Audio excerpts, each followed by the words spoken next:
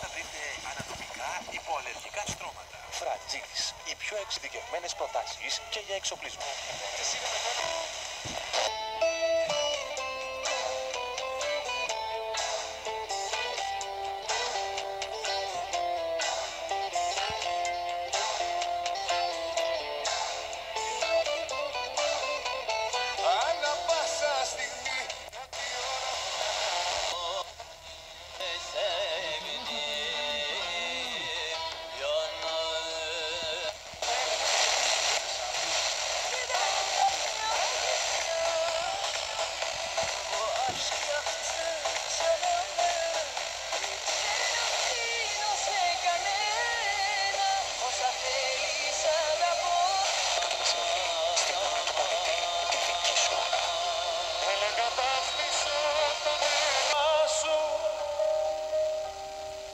Έλεγα θα φύγω μακριά σου.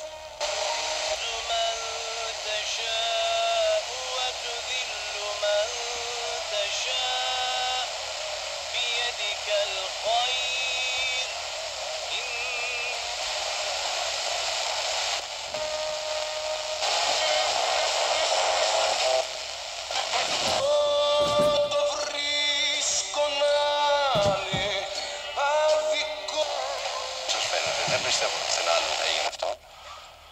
Δεν νομίζω. Όχι, είμαι σίγουρος ότι δεν έχει γίνει πουθενά. Ελάμβαναν, έχετε πολύ δίκιο, στο δημόσιο συνταξιοδοτούνται με 15ετία άνευ ορίου ηλικίας. Επομένως, μία που είχε την τύχη να βρεθεί. Μητέρες πενιντάρες για παιδιά, βέβαια.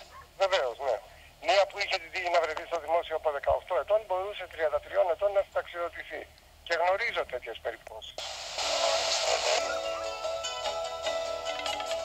Ήταν η Αθήνα, όπως το λαιμό. Ήταν η κυρία Κύρκου Αφροδίτη και το 3 η κυρία Κατερίνα Γιαννίκη. Λοιπόν, αυτές οι δύο κυρίες, Κατερίνα Γιαννίκη. Bu geçmişin fısıltısı köşesi artık efsane köşelerimizden bir tanesi oldu.